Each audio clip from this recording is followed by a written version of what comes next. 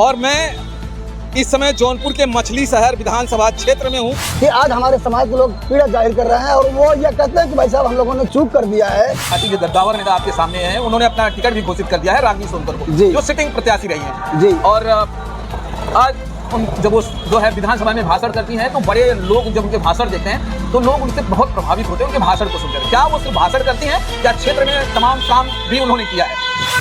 तो पिछले 5 सालों में क्या रागिनी सोनकर ने क्षेत्र की जनता के लिए कुछ काम नहीं किया है? कह रहे हैं कि रागिनी सोनकर को आप इस चुनाव में अगर पार्टी आपको अगर भरोसा जताती है तो 40,000 वोटों से हरा कर देंगे। इस हराने के लिए तमाम रणनीति होती है, धरातल पे काम होता है। आपने पिछले 5 सालों में आपने लोगों के बीच में जाकर क्या काम किया है? कि इस बार 40 से 50,000 के बीच में मछली शहर की सीट जीत कर भाजपा की झोली में डालने का काम करेंगे। पिछले कई सालों से समाजवादी पार्टी यहाँ पर अपना कहा जाए तो अजगर की तरह कुंडली बांध के रखा हुआ है। वो ये चुनाव हार नहीं रही है, लगातार वो जीत रही है। अगर मैं बात करूं तो बीजेपी ने यहाँ से आज तक अपनी फतह नहीं कर पाई है। क्या आने वाला 27 का चुनाव इतिहास रचने जा रहा है? क्या चुनाव जीतने के लिए जातीय समीकरण बहुत जरूरी है या लोगों का अपना व्यक्तित्व, अपना काम वो बहुत जरूरी है? मेरे पीछे आप एक बैनर पोस्टर देखेंगे। ये बैनर पोस्टर आपको बहुत ही आम दिखेगा, जिस पे लिखा है एसके टायर सेंटर। 2022 में यहाँ का जब चुनाव होता है तो बीजेपी एक कैंडिडेट उतारती है जिनका नाम था मेहिलाल गौतम। जी हाँ, ये वही दुकान है जहाँ के वो ओनर हैं और जब ये टिकट मिलता है तो लोगों के गलियारों में ये गूंजता है कि एक टायर वाला यानी कि एक पंचर बनाने वाला बीजेपी ने उसे कैंडिडेट बनाया है। तो मैं बता दूं कि बीजेपी की निगाहों में उनके जो कार्यकर्ता होते हैं वो बड़ा और छोटा नहीं होता है और ये सिद्ध कर दिया जब मछली शहर के 2022 को टिकट जब मिलता है मेहिलाल गौतम को, तो ये सिद्ध हो जाता है कि जो बीजेपी है वो अपने हर कार्यकर्ता को समान समझती है।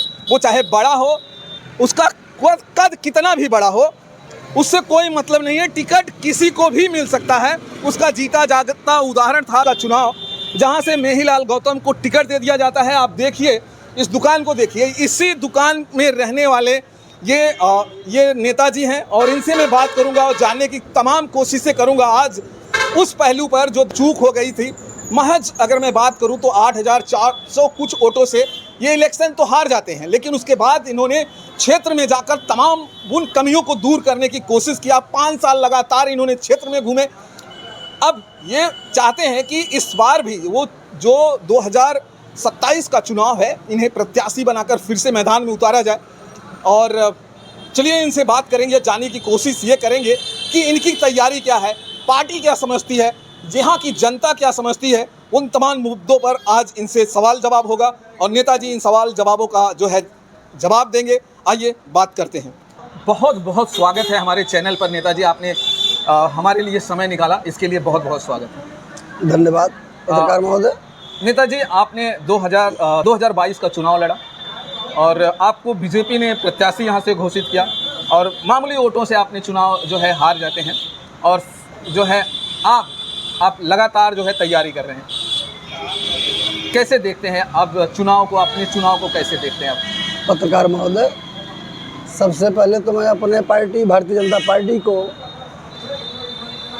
धन्यवाद देता हूँ, अपने शीर्ष नेतृत्व का आभारी हूँ कि हम जैसे छोटे से कार्यकर्ता के ऊपर पार्टी ने विश्वास जताया। इसके लिए पार्टी का आभार प्रकट करता हूँ। कैसे चल रहा है आपका चुनाव क्षेत्र में, कैसे चल रहा है? पत्रकार महोदय, बहुत अच्छा चल रहा है। पार्टी ने विश्वास जताया हम पर।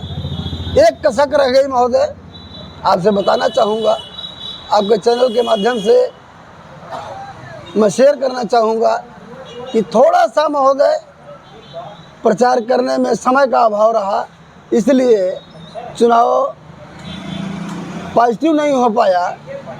और वह कमी महोदय मैं 22 के बाद से ही लगातार क्षेत्र में चल रहा हूं और जहां से कमी हुई थी उस कमी को हमने पूरा भी कर लिया है। और मछली शहर जैसा कहा जाता है, हम सभी जानते हैं कि मछली शहर यादव बाहुल्य क्षेत्र है। तो यहाँ 90,000 यादव की संख्या है, 85,000 चमार हैं, 22 से 25,000 पासी हैं, 500 सोनकर हैं। तो मैं अपने समाज में लगातार चल रहा हूँ और महोदय समाज से बात करने पर यह विश्वास हो जाता है कि आज हमारे समाज के लोग पीड़ा जाहिर कर रहे हैं और वो ये कहते हैं कि भाई साहब हम लोगों ने चूक कर दिया है, हम लोग आपको समझ नहीं पाए। और एक चीज़ जो अपने से जोड़ते हैं, जो हमको कहना चाहिए, वो ये कहते हैं कि भाई साहब जब बसपा का कैंडिडेट 3 चुनाव से नहीं जीत पा रहा है तो आगे आने वाले चुनाव में हम लोग पार्टी को नहीं देखेंगे। अगर पार्टी आपको अवसर देती है तो हम लोग मिलकर जिताने का काम करेंगे। और जो आप 4000 वोट से चुनाव हार गए, आपकी बार 40,000 वोट से जिता कर भेजेंगे। और हम लोग प्रचार भी करेंगे, मतदान भी करेंगे, मतदान करवाएंगे भी, और ज़रूरत पड़ेगी तो आर्थिक सहयोग भी करेंगे। नेताजी, आपने कहा कि आप 40,000 वोटों से इस बार चुनाव जीत कर दिखाएंगे। जी। वहीं पर आपके सामने एक गद्दावर नेता अगर कहा जाए तो समाजवादी पार्टी के गद्दावर नेता आपके सामने हैं। उन्होंने अपना टिकट भी घोषित कर दिया है, रागिनी सोनकर को, जी, जो सिटिंग प्रत्याशी रही हैं। जी। और आज जब वो जो है विधानसभा में भाषण करती हैं तो बड़े लोग जब उनके भाषण देखते हैं तो लोग उनसे बहुत प्रभावित होते हैं, उनके भाषण को सुनकर। क्या वो सिर्फ भाषण करती हैं या क्षेत्र में तमाम काम भी उन्होंने किया है? महोदय देखिए, हमारे पार्टी का संस्कार है, हम किसी पर कमेंट नहीं करना चाहते। काम जितना वो कर रही है हमारे क्षेत्र की जनता जान रही है। क्यों मछली शहर में काम नहीं हुआ? मछली शहर एकदम काम नहीं हो रहा है। और कहा यह भी जाता है कि केवल बोलने भर से काम नहीं चलता, क्षेत्र को सम्मान चाहिए, क्षेत्र को काम चाहिए, और वह वो नहीं कर पा रही हैं। महोदय, आज की जो स्थिति है, केवल अच्छे लच्छेदार भाषण देने से काम नहीं चलता, क्षेत्र को काम चाहिए। अगर हमारे क्षेत्र की जनता ने आप पर भरोसा किया है, आपको जिताने का काम किया है, तो आप क्षेत्र की जनता के लिए कुछ करके दिखाइए। तो पिछले 5 सालों में जी, क्या रागिनी सोनकर ने क्षेत्र की जनता के लिए कुछ काम नहीं किया है? महोदय, आज क्षेत्र की जनता ऊब गई है उनसे। चुनाव तो अभी 7-8 महीने रह गए हैं, लेकिन क्षेत्र की जनता ऊब गई है। और अब आने वाले सामने चुनाव में, 27 के चुनाव में, वह इसका बदला लेकर दिखाएगी।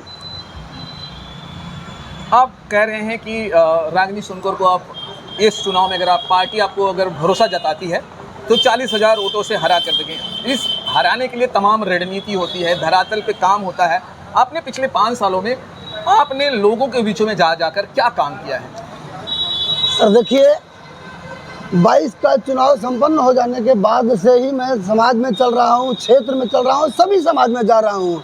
और जो मेरा विश्वास है, जो भाई मेरे पास आते हैं, मैं उनका अपने तरफ से प्रयास करता हूँ, सम्मान करता हूँ। जहाँ चाहे तहसील का काम हो, चाहे कचहरी का काम हो, चाहे प्रशासन का काम हो, मैं अपने से प्रयास करता हूँ।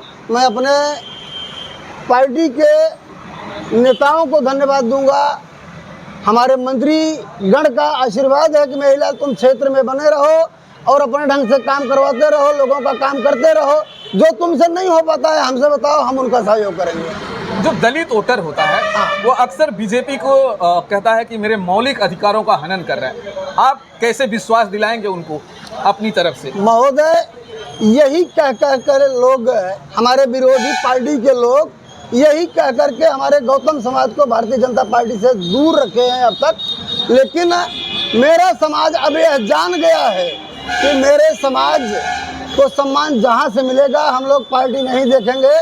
अगर महिलाल को अवसर एक बारी फिर पार्टी भरोसा करती है तो मेरा समाज जो 85,000 मेरा चमार समाज है, गौतम समाज है, उस समय से अगर कार्यकर्ताओं को छोड़ दिया जाए तो बाकी मतदाता मेरे साथ हैं।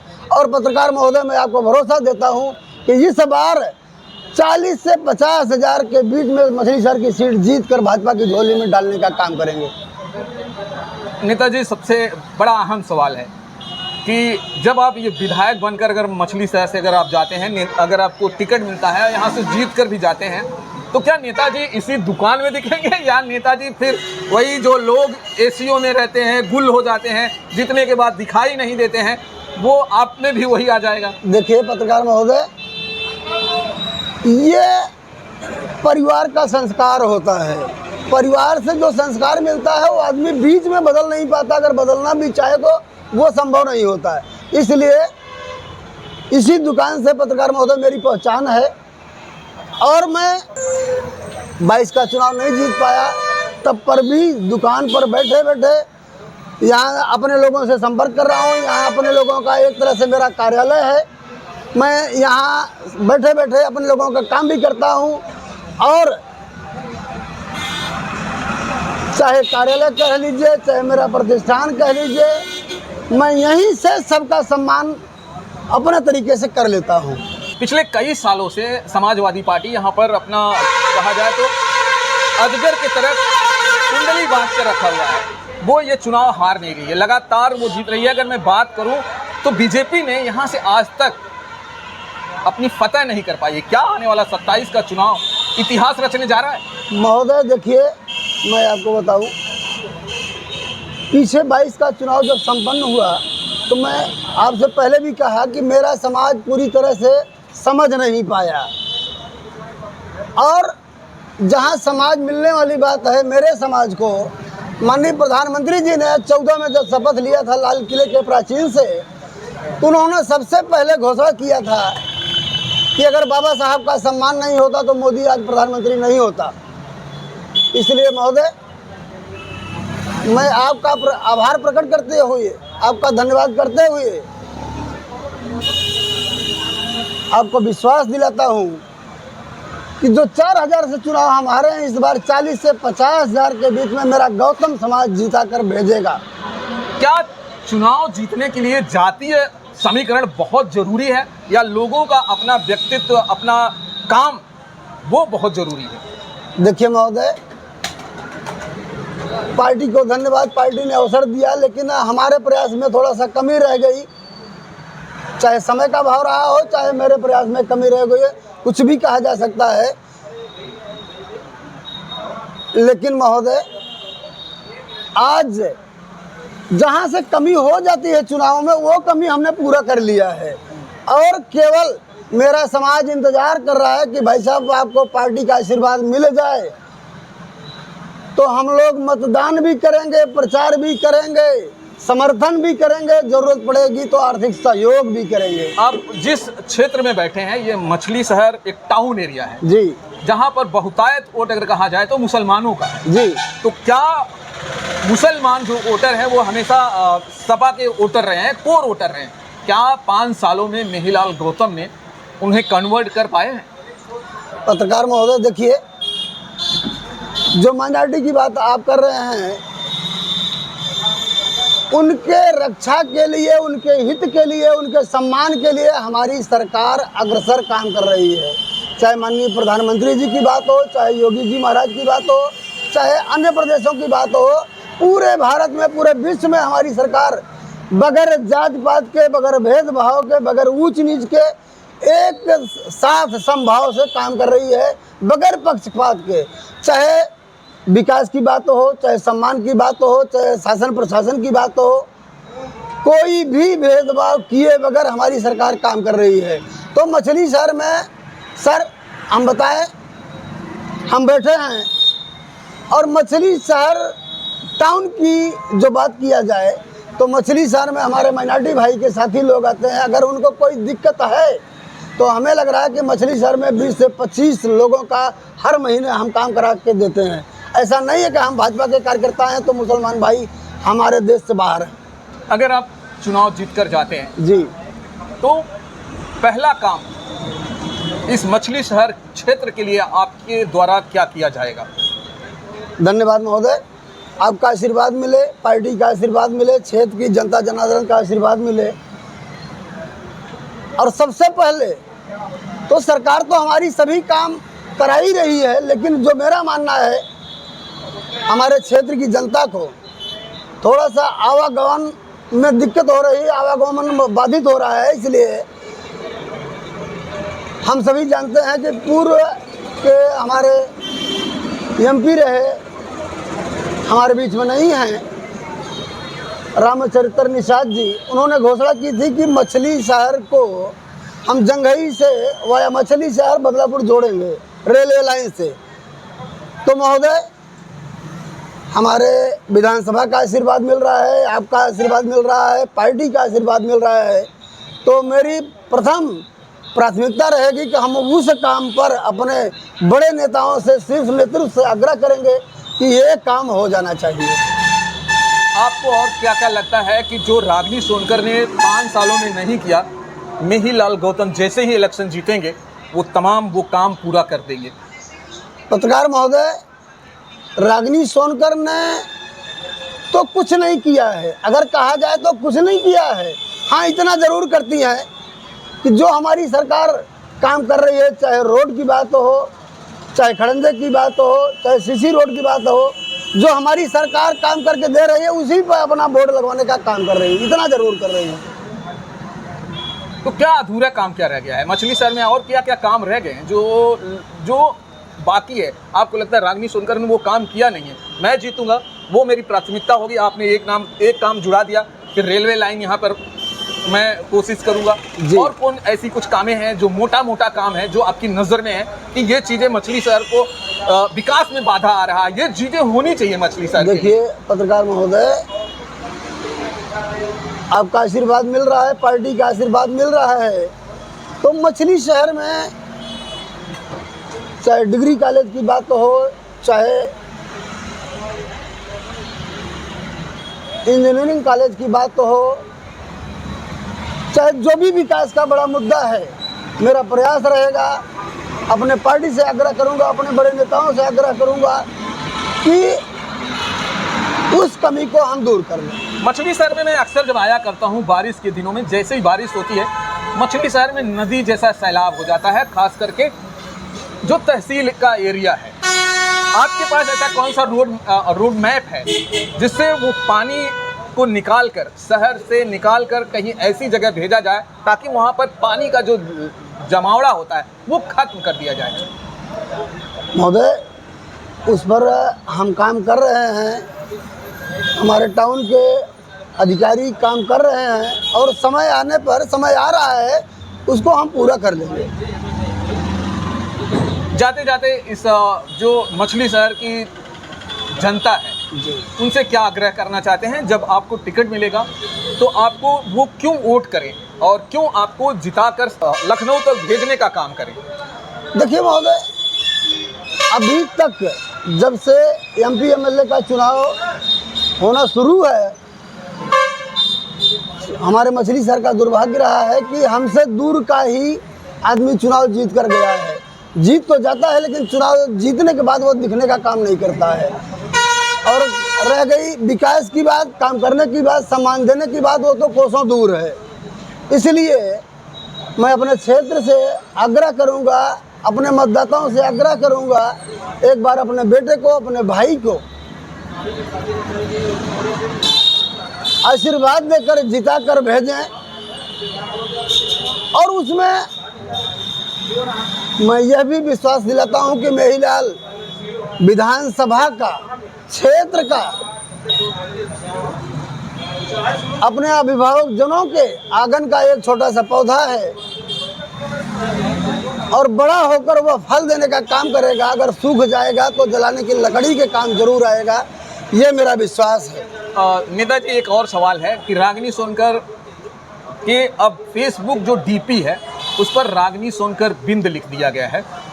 क्या वो सचमुच रागिनी सोनकर बिंद है या सिर्फ रागिनी सोनकर है?